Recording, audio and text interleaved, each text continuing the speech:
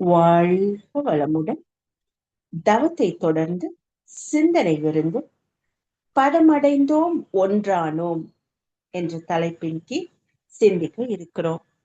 அருட்தந்தை சூக்குமமாக நிறைந்து இந்த சிந்தனையை சிறப்பித்து தர மானசீகமாக அவரை வணங்கிக் கொள்கிறோம்.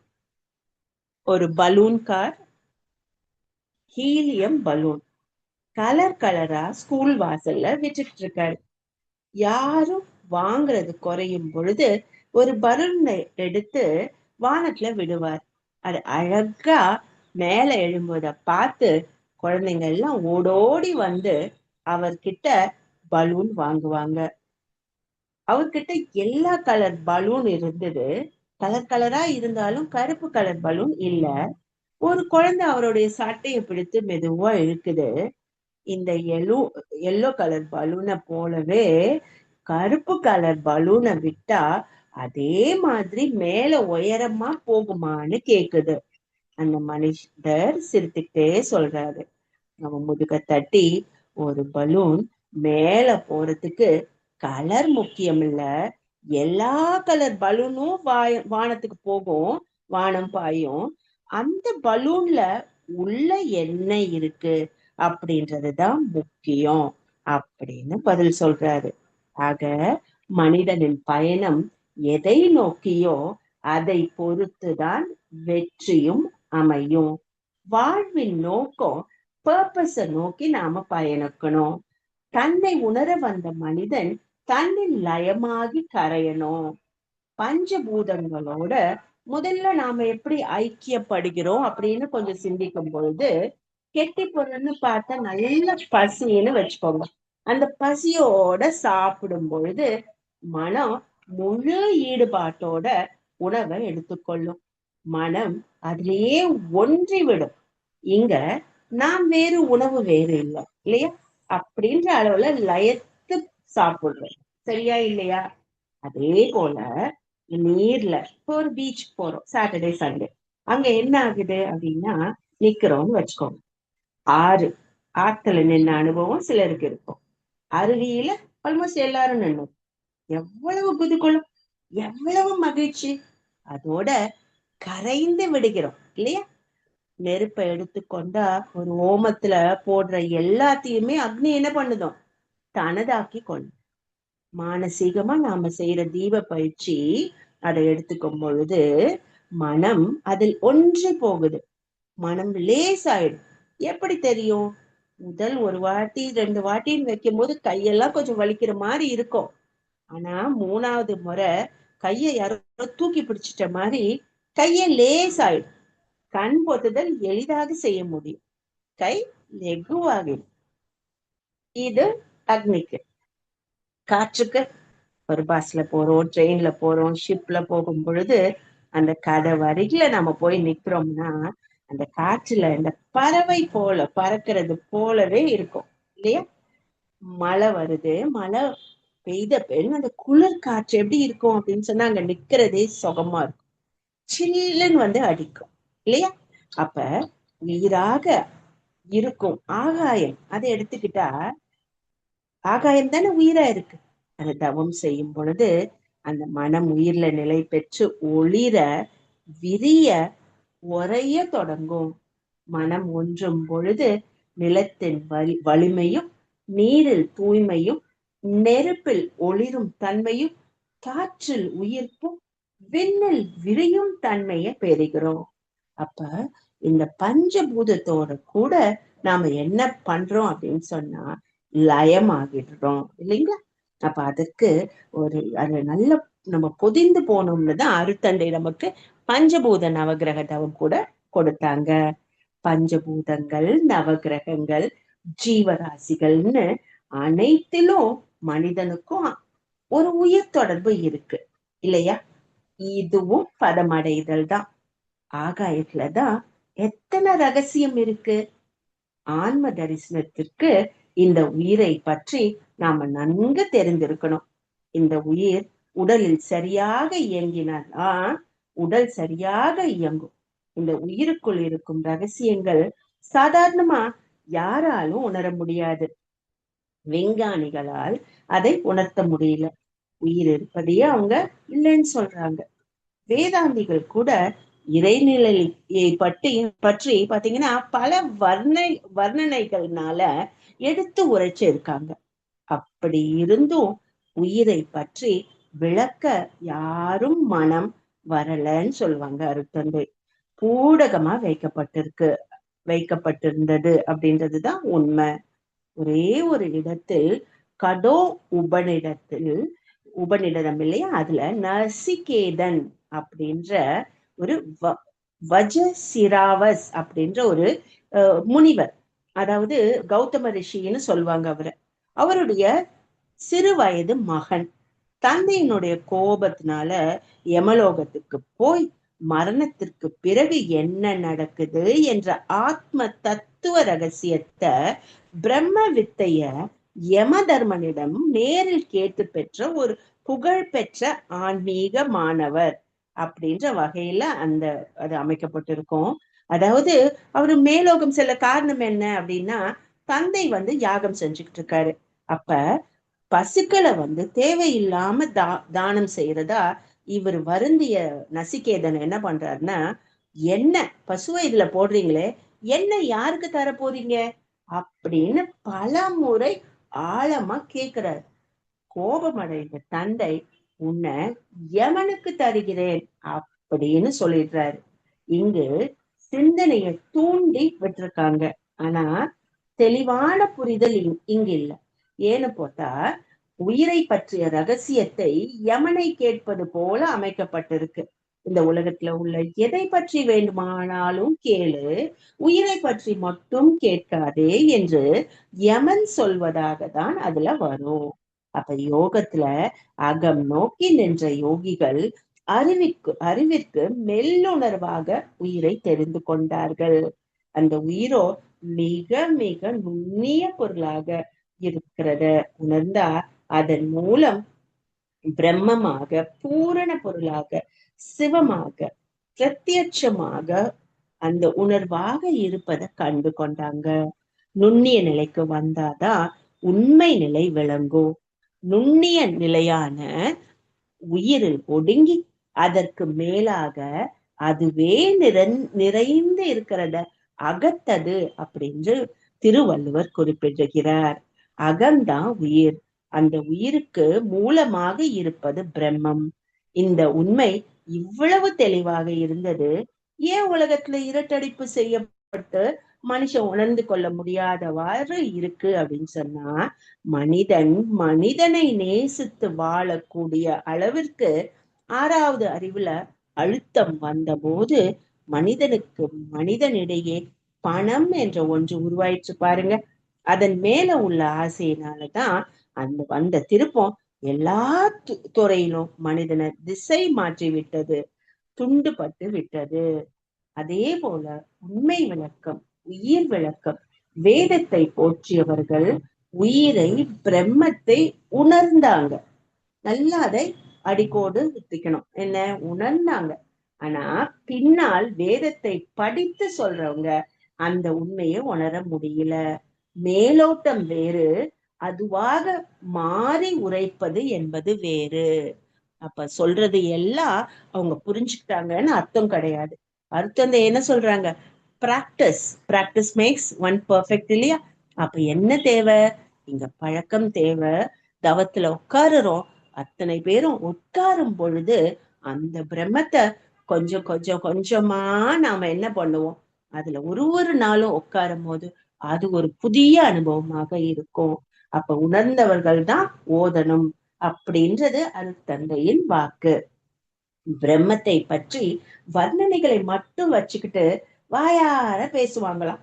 வர்ணனைகளை மட்டும் எடுத்துக்கிட்டு அது பெரிய சக்தி, அதை அடையணும் அப்படின்னு ஆசை மட்டும் காட்டிட்டு போகும் வழிகள் அவங்களுக்கு தெரியல.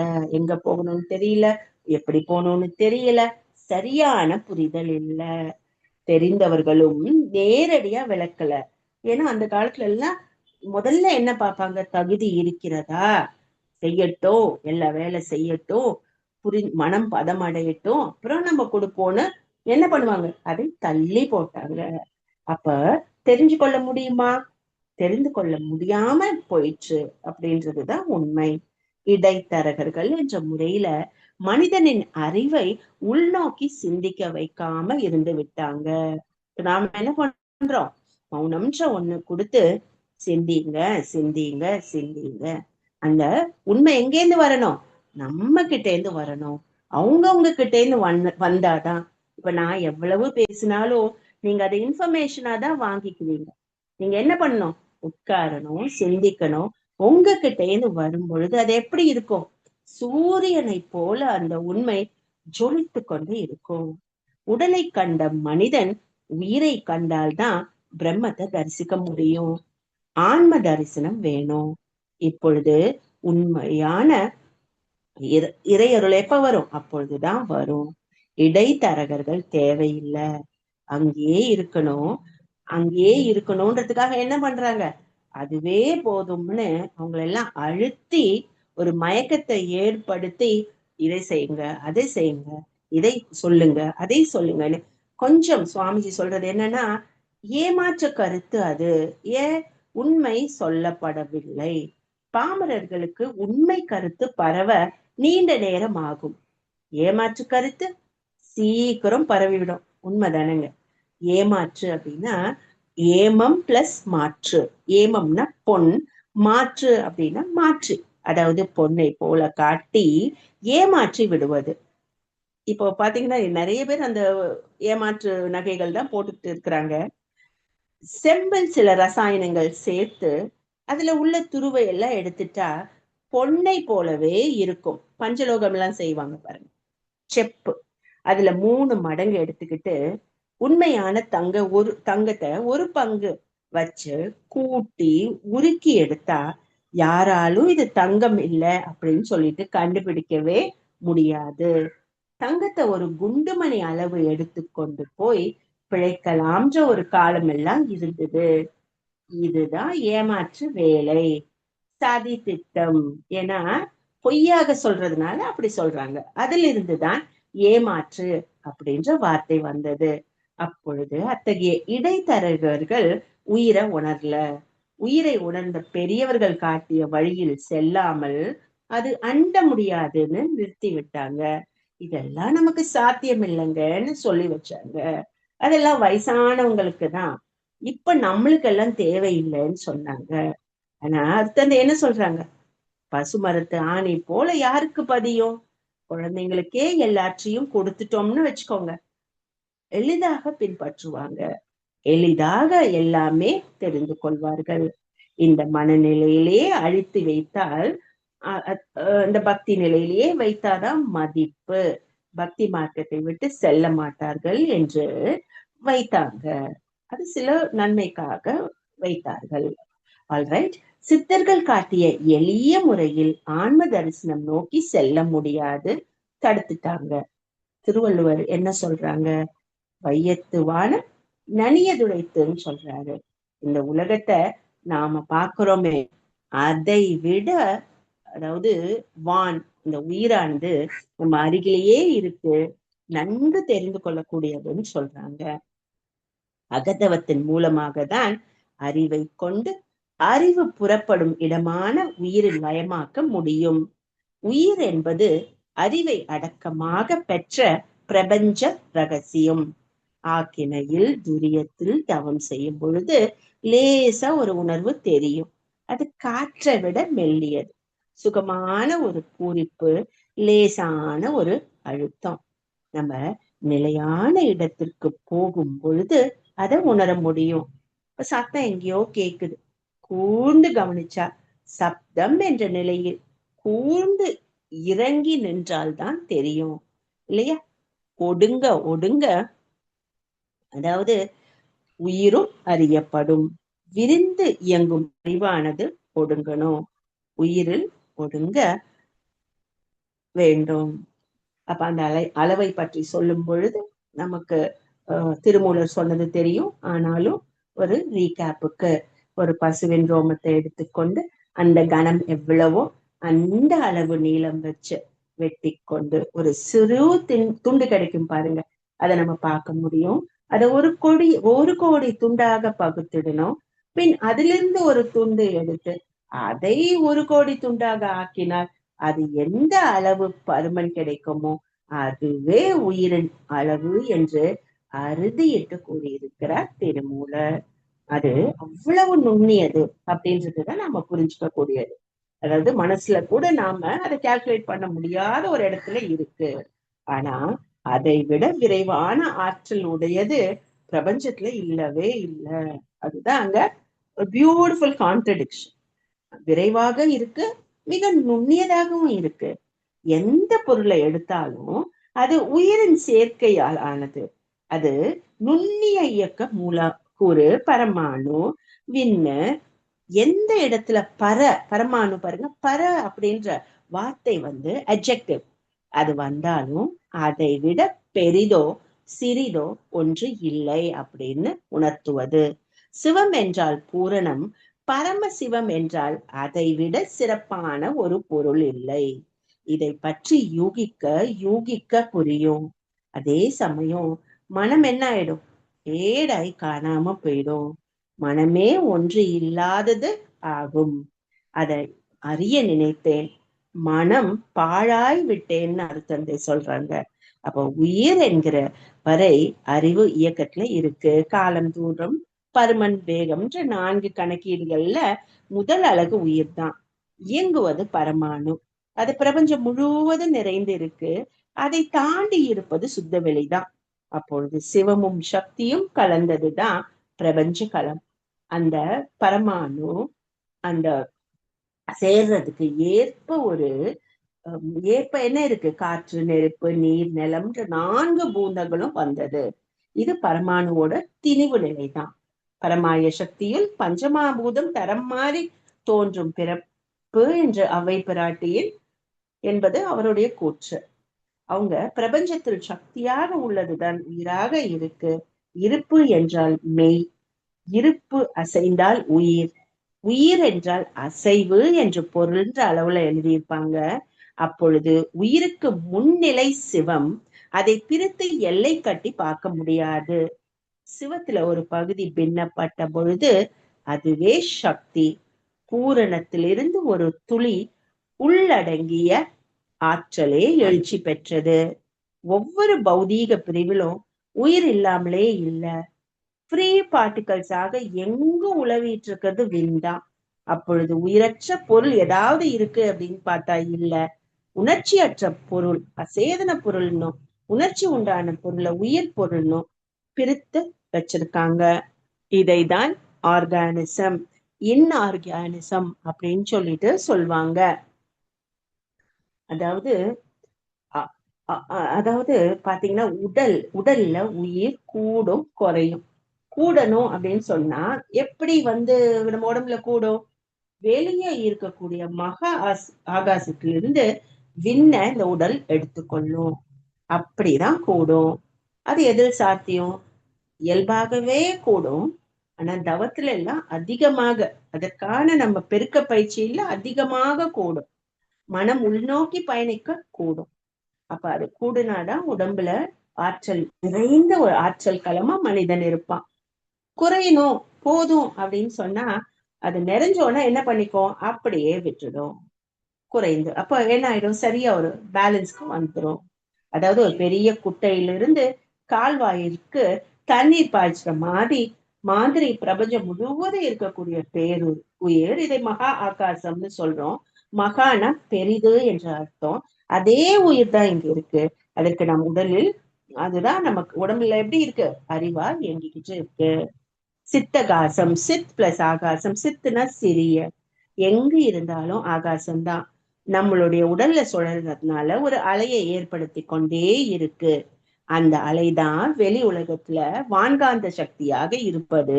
நமக்குள்ளாக அதே உயிரின் இயக்கம் ஜீவகாந்த சக்தி பேராற்றலாக உடலில் எப்பொழுதும் தோன்றிக் கொண்டே இருக்கு. அப்பொழுது உயிருக்குள்ளாக உள்ள பரம் அறிவாய் இருக்கு. உயிர் சுழலால் வருகின்ற காந்த அலை உடல் முழுவதும் விரிந்து இயங்கிக் கொண்டிருக்கு. பிரபஞ்சம் முழுவதும் மனதால விரியக்கூடியது. எப்படி நாம மனதால தவத்துல துரியாதீதத்துல பிரபஞ்சம் வரைக்கும் விரியணும் அப்படின்னு சொன்னா அங்க இருக்கிறதும் அதே காந்த அலைகள் தான். அங்க நிரம்பி இருக்கிறதுனால நிரம்பிய இடமெல்லாம் அறிவுனால என்ன பண்ண முடியும்? விரிந்து மலர்ந்து இயங்க முடியும். அதற்கு இடமோ இந்த விண்தான். விண்ணை அடிப்படையாக கொண்டு இயங்குவது அறிவு. நாம ஒண்ணு நினைச்சா அந்த நினைவு இன்னொருவருக்கு தானாகவே அதே போன்று உங்க நினைவு அவங்களுக்கு வந்துரும். அந்த நேரத்துல அவங்க எதை நினைத்து கொண்டிருக்கிறார்களோ அதை பொறுத்துதான் அது. அமைதியா இருப்பாங்கன்னா நீங்க என்றது நன்றாக உடனே தெரியும். அப்படி அங்க அமைதி இல்லை அப்படின்னு சொன்னா தெரியாது. ஆனா மற்றொரு சந்தர்ப்பத்துல இது போய் தாக்கி உணர்த்தி விடும். ஆனா ரொம்ப ஒரு டிஸ்டர்ப்டு ஸ்டேட்ல இருந்தா இவங்க நினைக்கிறது அங்க தெரியாது. அப்ப எந்த அளவு மனதை அமைதியாக வச்சுக்கிறோமோ ஒன்னையும் நமக்கு அந்த இறைவனே வந்து பேசிட்டு போவாங்க நம்மளோட. அது அங்கு சென்று தாக்கிய பொழுது கூட உடனே அவங்களுக்கு அப்ப தெரியாது. இந்த மாதிரி எண்ணங்கள் ஒருவருக்கு இருந்து மற்றவர்களுக்கு பாய்வது, அதே எண்ணங்கள் அலைகளாக பிரபஞ்சம் முழுவதும் இருப்பது ஆகாச ரெக்கார்டுன்னு சொல்லலாம், வான்காந்த பதிவுன்னு சொல்லலாம். இந்த பிரபஞ்சம் தோன்றி முதல் அணு தோன்றிய நாளிலிருந்து அதன் இயக்க பதிவு இன்று வரை எத்தனை கோடி மக்கள் பிறந்தார்கள், என்ன செஞ்சாங்க என்ற அனுபவங்கள் அத்தனையும் இந்த அலையில இருப்பாகவே இருக்கு. அது மட்டுமா இருக்கு, நம்ம ஒருவருடைய ப்ளூ பிரிண்டும் அங்க இருக்கு. என்ன வரும், என்ன நடக்க போகுது இவங்களுக்குன்றது தெய்வ ரகசியமாக இறைநிலை அத ப்ளூ பிரிண்டா வச்சிருக்கு. அப்பொழுது சிவம் என்பது பிரம்மம், சக்தி என்பது உயிர். அந்த உயிரின் படர்க்கை நிலையில் ஒன்று காந்த நிலை, அடுத்தது அதை கூடிய அறிவு.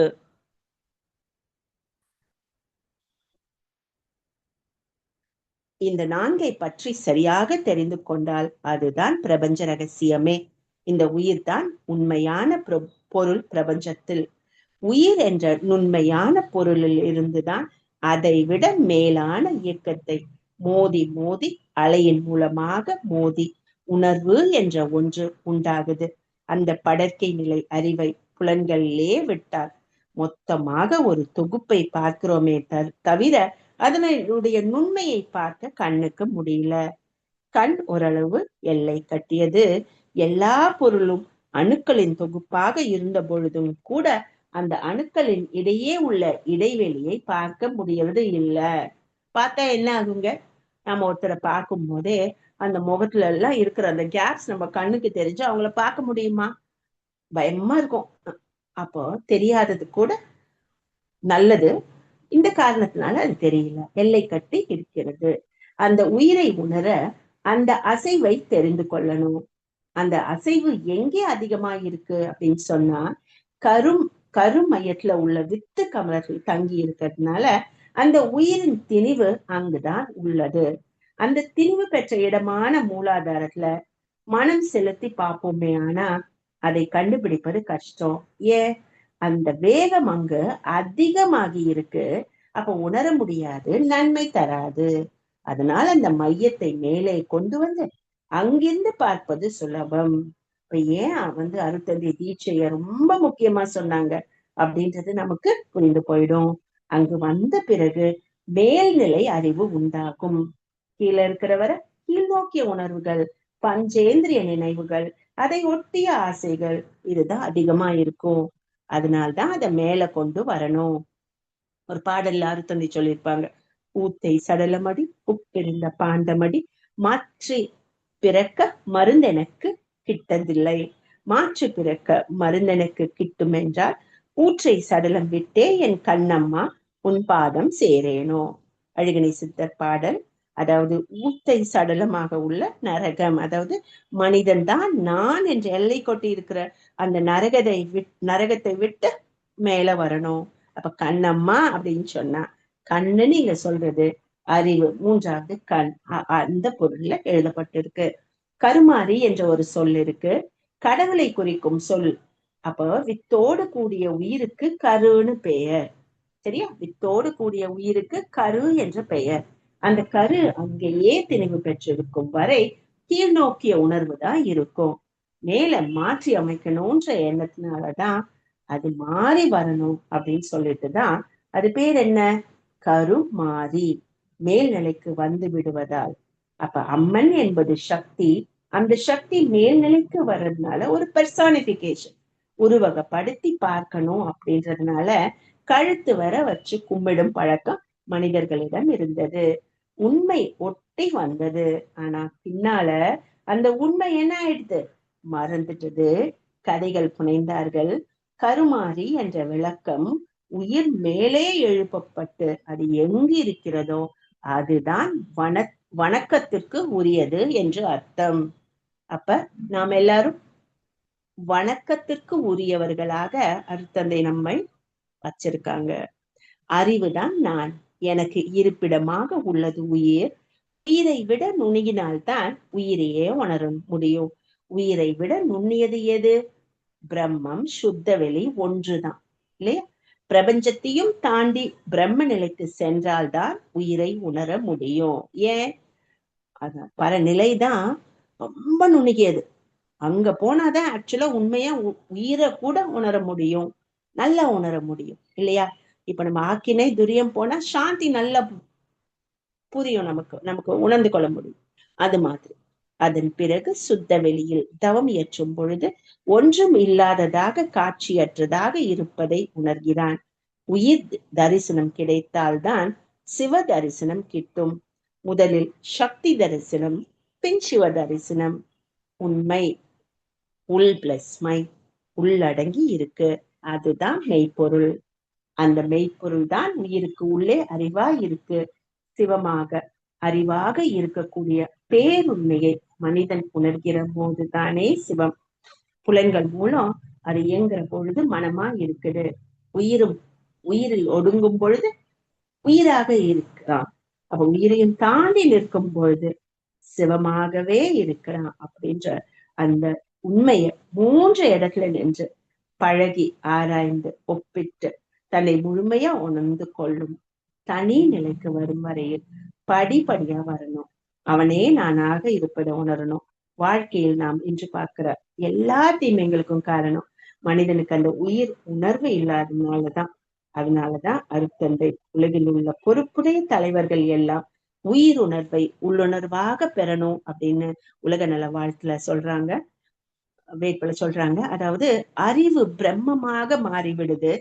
அவன் நிலையை அவன் உணர்ந்து கொண்டால் எல்லார் நிலையும் அதுதான். அப்ப அதை உணரும் பொழுது ஒவ்வொருவரும் சிவத்தை காணக்கூடிய ஆற்றல் இருக்கும். உயிரின் அடர்த்தி நிலை, விரிவு நிலை, பிரபஞ்சம் ஒடுக்க மூல நிலையாக உள்ளது சிவம். காணும் பிரபஞ்சத்திற்கும் காணாத சிவத்திற்கும் மத்தியில் இருப்பதுதான் உயிர். இந்த நிலையை நாம் அனுபவத்தால் உள்ளுணர்வாக மலர செய்யணும். முழு முதற் பொருளே நாம் அறிவாயாற்றும் அந்த பழுத்த நிலை வரும் வரையில் நீ நான் என்றோம், பதமடைந்தோம் ஒன்றானோம், பரமானந்தம். பதமடைந்தால்தான் மோட்சம் கிட்டும். ஆக உடலை, உயிரை, சமுதாயத்தை மதித்து காத்து வாழக்கூடிய வாழ்வு சிறப்பான வாழ்வு, உயர்வான சிறப்பான நிறைவான திருப்தியான வாழ்க்கை வாழ்வோம் என்று வாழ்த்தி நல்லதொரு வாய்ப்பை நல்கிய இறைமையையும் குருவையும் வணங்கி ஸ்கை யோகா டிஜிட்டல் சொல்யூஷன்ஸ் இணையவழி குடும்பத்தினருக்கும் மற்றும் இங்கு கலந்து கொண்டு சிறப்பித்துக் கொண்டிருக்கும் அன்பு உள்ளங்களுக்கும் தொகுப்பாளர்களுக்கும் பின்புலத்தில் இருந்து உதவி கொண்டிருக்கும் நண்பர்களுக்கும் தொழில்நுட்ப வல்லுநர்களுக்கும் மனமார்ந்த நன்றிகளையும் வாழ்த்துக்களையும் உரியதாக்கி நிறைவு செய்து கொள்கிறோம். நன்றி. வாழ்க வளமுடன். வாழ்க வளமுடன் அம்மா. மிக்க சிறப்பான ஒரு நல்ல தலைப்பு. அதுக்கு ஏற்ற மாதிரி கொடுத்த பாயிண்ட்ஸ் ரொம்ப சிறப்பா இருந்துச்சு. பலூன் சேல்ஸ்ல உதாரணத்துல தொடங்கி அதுலயும் பிளாக் கலருக்கு உள்ள டிமாண்ட் சொன்னீங்க. அந்த பையன் சொன்னது பர்பஸ் ஆஃப் லைஃப், அதன் முக்கியத்துவம். கடற்கையில காத்து வாங்குறது, அதாவது ஜீவகாந்த பெருக்க பேசினுடைய தன்மைகளையும் அதுல கொண்டு வந்தீங்க. பஞ்சபூதத்தோட லயமாகணும் அப்படின்னு சொல்லிங்க. அதே மாதிரி வேதாந்திகள் விஞ்ஞானிகள் சொல்லக்கூடிய கருத்துக்கள், அதுல நம்ம குருமகான் சொன்ன உயிரின் விளக்கங்கள் வந்து ரொம்ப சிறப்பா இருந்துச்சு. அது மட்டும் இல்லாம கௌதம மகரிஷன் குடும்ப நிகழ்வுகள் பற்றி இருந்துச்சு.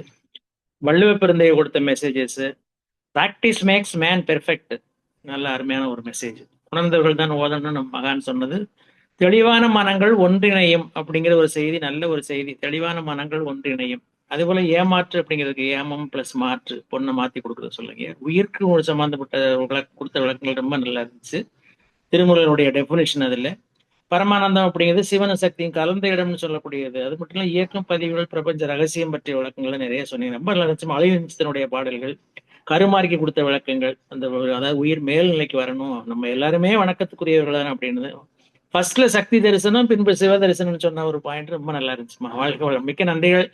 நல்ல சிறப்பான ஒரு உரைமா. நன்றிகள். வாழ்க வளம். வாழ்த்துக்கள். மிக்க நன்றி ஐயா. அழகான தொகுப்பு. வாழ்க வாழ்க வளம். சான்றோர்